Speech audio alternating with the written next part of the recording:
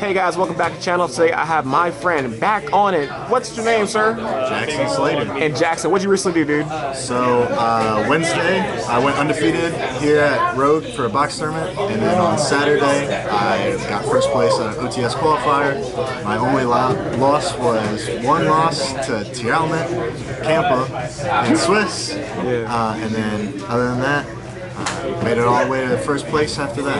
Well, that's dope, dude. Before we get to the deck profile, are there any shout-outs or anything you want to give, bro? Yeah, I got a whole bunch of shout-outs. Shout out to my travel buddy, Dallas. Hell yeah, I love that. Shout out to the Baton Rouge gang. Heck yeah, VR gang, yep. Shout out to everyone here at Rogue. Shout out to Chucks for hosting. Shout out to North Louisiana people, the crew from Team Inspire, my A&H people. Big shout out to Connor. He let me borrow his prosperities. Hell yeah. Couldn't do without it. Yeah, and shout outs to my parents for paying for my flight to go to Nationals for my birthday gift. I love that, man. I hope your parents check out the deck profile. Well, without further ado, man, let's get into it, bro. Yeah, let's get into it, man. And you've been playing this deck for a while now, right? This deck, I play for all the big tournaments. Hell yeah. Other than that, I don't usually play it. It's really toxic, and floodgates just are crazy, especially with Eradicator. Yeah, floodgates that card has to go. And Eradicator is just not fair. It has to go, bro. So, for the monsters, I'm playing 3 Ariana. I bumped this up from 2 to 3 just because the amount of normal traps I'm playing now is a lot less than what it used to be. So this gets you access to any other Labrynth card you need.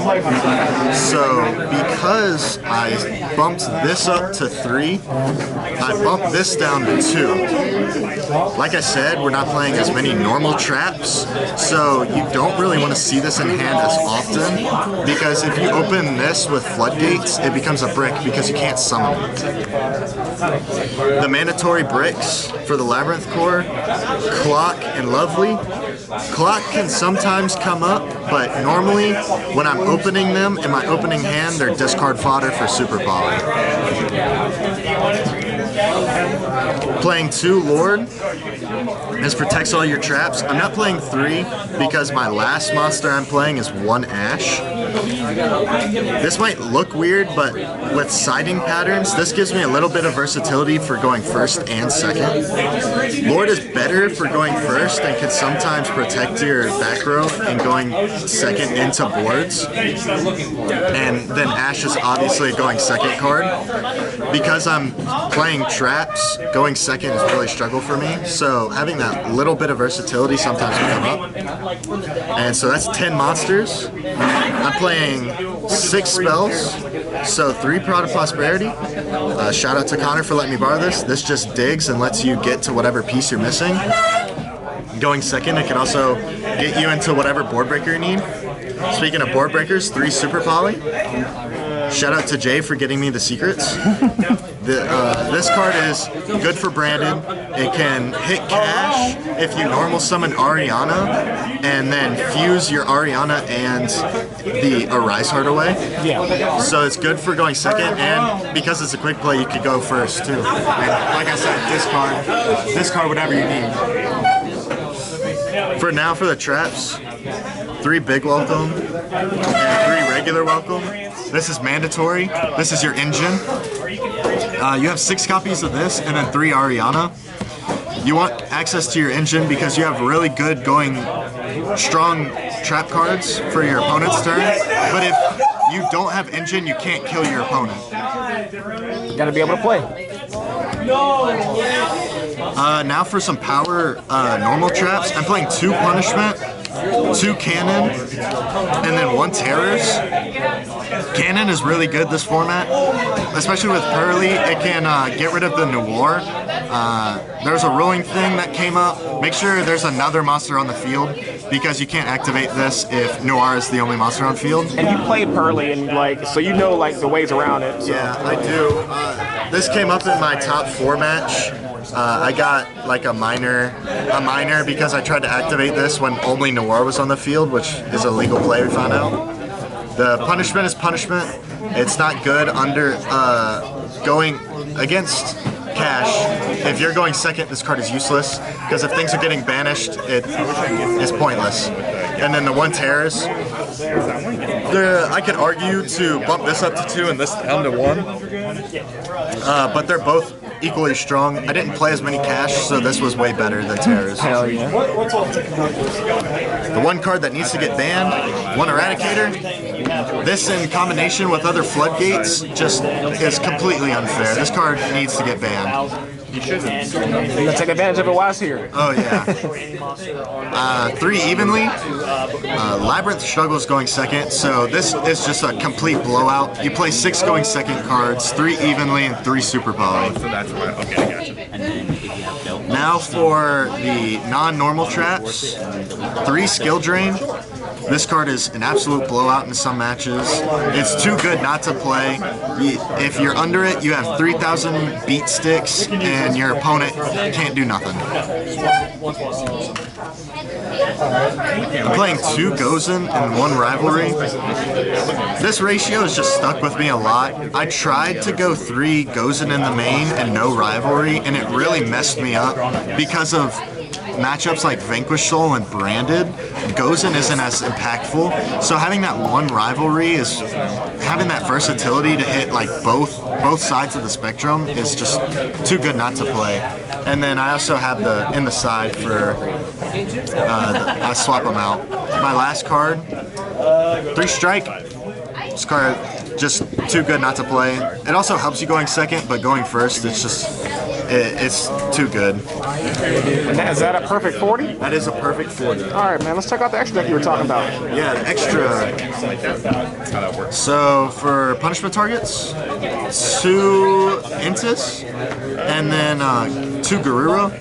This also is a super poly target. You don't need 3 because you're playing Prosperity, so you can choose what you banish. So it really doesn't matter.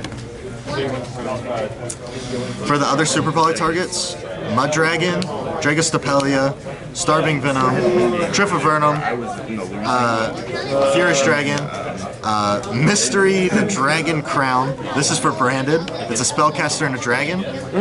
So if they have Dragoon, you can use that Dragoon and then another dragon that they have. So it can really come up because Dragoon is sort of a problem for this deck. Yeah. So that's the rest of the super poly targets. I did play a Cybers deck, so the Attic Mister Fusion is also really good because it just needs a Link monster and a Cybers monster, which could be really good. I just didn't know where to get it. 1 Babushka and 1 Ding for the XCs. I banish these off of Prosperity like almost every single time. You can substitute these for more punishment or super poly targets because you really don't use your extra deck. Oh, another card you can use is Muckracker. I don't have one, so it just helps you OTK quicker, but it doesn't really matter. For the last cards on the extra, 1 Lingeribo. This is for Iblis. Some cash players are still playing Ibli, Sprite players playing Ibli, and then what's it called? Cyber stacks are playing Ibli. So just you kind of lose, so you really want that 1 out. And then the 2 Bicephalus. This is for punishment. You send this because it has a high attack, and then you can send the Garura to draw 1. Oh, easy. Let's check out the side deck, bro. Yeah, side. So, like I was saying earlier, for that weird ratio, I'm playing 2 Ash and 1 Lord. I always side this in because when you're going against an opponent, games 2 and 3, they're always going to put in back row removal. So that 1 Feather Duster that they're playing is definitely going to be in there. So having protection from it's mandatory. Crucial as hell. Hell yeah. 2 Ash, this hits things like Branded and Labrynth. It also hits some other like rogue matchups really hard, but those are the 2 like big ones. It also helps going second. Also going second, 3 Radiant. I chose this over Lava Golem or Sphere mode just because I was terrified of Arise Heart Pass. Arise Heart Pass is actually terrifying to me because it banishes your back row and it's not destruction, so Lord doesn't do anything. And if you get rid of the Arise Heart, you're pretty much safe in that matchup. Kaijus are gonna be kaiju. The 1 spell on the side, it's Feather Duster. this went in when I thought I was going second, especially against mid-range decks. And Pearly, having this against Pearly's crazy. Because if you open these two, you just get rid of their back row, kaiju their Noir, and now they have like 3 cards in hand. I play the 1 D-Barrier. This is the only 1 normal trap I have in the side. This is good against a lot of matchups, but branded especially. It's kind of the biggest thing. Yeah, it's searchable, so you don't need 1. So yeah, I'm gonna need 1. Yeah, sure. I play 1 Imperial Iron Wall. Oh man, explain this, man. So the thought process behind this is that Lord of the Heavenly Prison can set it directly from deck. And so Lord says you have to banish the card you set during the next end phase. Well, if Iron Wall is up, it doesn't get banished, so it just stays there. And honestly, I would bump this up because I never once did that with Lord. I hard opened it every time I used it. And every time I used it, it was great. Someone activates Cosmic, you chain it. Someone activates Evenly, you chain it. Someone activates Abystial, you chain it. It's crazy. I definitely bump this up. So now, 2 Rivalry, 1 Gozen. You basically just switch out one or the other depending on the matchup. So if you're going against Cash, you side this in and replace it with the Rivalry. And if you're playing against Vanquished Soul and Branded, you put these in. Those 2 are probably one of your hardest matchups.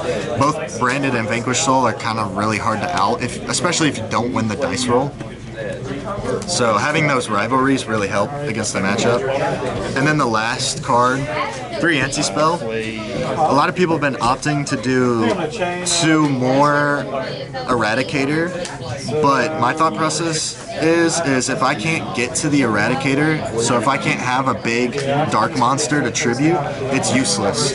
So I'd rather see this Anti-Spell, make them set everything, give me the extra turn to get that Eradicator into rotation, and then blow up their entire back row. Yeah, because only during my turn it happens. And it also just helps, because if you can't get to that Eradicator setup, this helps you protect your board through Lightning Storm or Feather Dust. That's pretty much it. Well, look, Jackson, congratulations once again on finishing first place at OTS tournament and also our local box tournament, dude. Yeah. Any last comments or anything you want to say before we head out? Wish me luck. I'm currently X1 in this locals. We have 1 round after this. Yeah. So, yeah. Let's see those tokens again, man. Yeah. And shout out to Travis, man, the man behind the camera. Yeah, I appreciate Subscribe. you. I should definitely be in this picture if I would have gone. But these are dope, man. And once again, subscribe. And guys, thank you for watching. The rest of Jackson's profiles are going to be in the description. Until next time, peace, guys. Peace.